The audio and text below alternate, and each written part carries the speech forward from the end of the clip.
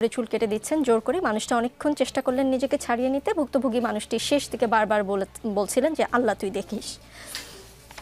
পশ্চিমা বিশ্বে আমরা বিভিন্ন দেশে দেখি যে অনেক কন্টেন্ট ক্রিয়েটরও এই কাজগুলো করেন। তারা গৃহহীন মানুষদের কাছে যান, তাদের অযাচিতভাবে বেড়ে ওঠা চুলদাড়ি কেটে একটা ভদ্রস্থ চেহারা দেন, জামা কাপড় ও আর্থিক সহায়তাও করেন তারা। সেই ভিডিওগুলো ছড়িয়ে যায় কারণ এই ব্যাপারটা দুপক্ষের সম্মতিতেই আসলে হয়। কিন্তু আমাদের এখানে যেটা দেখা যাচ্ছে, মানে আমাদের দেশের যে ছবিটি, এটি ময়মনসিংহ এলাকার যমুনা টেলিভিশনের অনুসন্ধানে দেখা গিয়েছে যে এটি কোরবানি ঈদের আগের ঘটনাটি।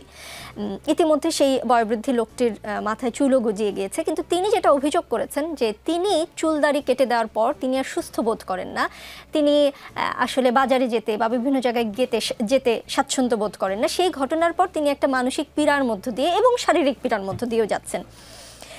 এই যে তাকে ছুটে গিয়ে তাকে ধরলো, তারপর জোর জবরদস্তি করে চুলদাড়ি কেটে দেওয়া হলো, পুরো প্রক্রিয়াটি মানবাধিকার লঙ্ঘন কিনা, মানে আমাদের ইসলামিক দৃষ্টিকোণ থেকে ইসলাম কি বলে, যে কোনো ধর্মীয় দৃষ্টিকোণ থেকে এই ঘটনাকে আসলে কিভাবে ব্যাখ্যা করা যায়? বিসমিল্লাহির রহমানির রহিম। আজকের এই টকশোতে সম্মানিত সঞ্চালক, আমার সাথে দুজন বিজ্ঞ আলোচক এবং দর্শক যারা দেখছেন সকলকে শুভেচ্ছা জানাচ্ছি, সালাম জানাচ্ছি। আসসালামু আলাইকুম রহমতুল্লাহ। আমি একটু ভিন্ন দৃষ্টিকোণ থেকে একটু বিশ্লেষণ করতে চাই। যে দৃশ্যটা আমি ফেসবুক সোশ্যাল মিডিয়াতে দেখলাম, এই ধরনের দৃশ্য আমি আরও 3-4টা টিম বাংলাদেশে বিভিন্ন সময় করেছে, আমি দেখেছি। কোট শুট টাই পরা বা স্কুল বিশ্ববিদ্যালয় লেভেলের শিক্ষার্থীরা গিয়ে কোন একজন পথচারী, যে ধরেন এই ধরনের মাথা চুল জট বেঁধে আছে, অনেকদিন ধরে তার গোসল করছে না, সে রোগাক্রান্ত, এ ধরনের অনেককে দেখলাম আমরা, জোর জবরদস্তি করে তারা করেছে, ইতিপূর্বে দেখেছি।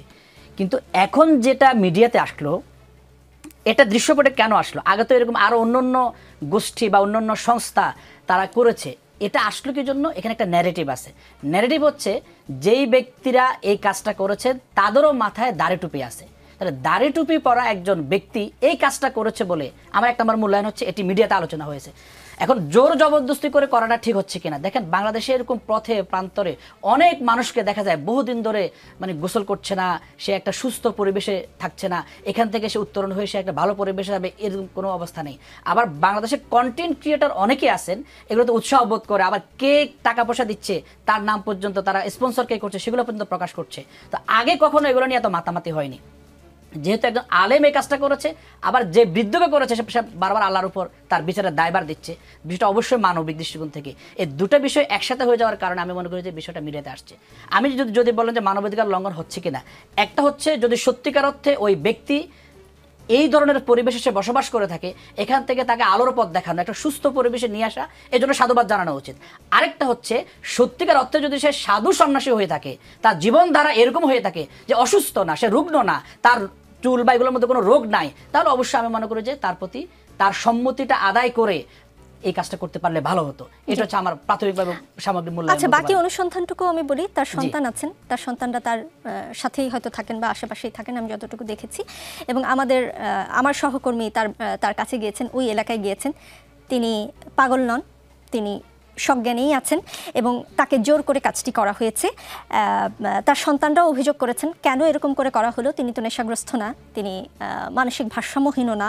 আমরা স্পষ্টতই দেখেছি যে কাজটি জোর করে করা হয়েছে এবং তিনি নিজেও আমাদের প্রতিবেদকের কাছে বলেছেন যে জোর করে কাজটি করা হয়েছে।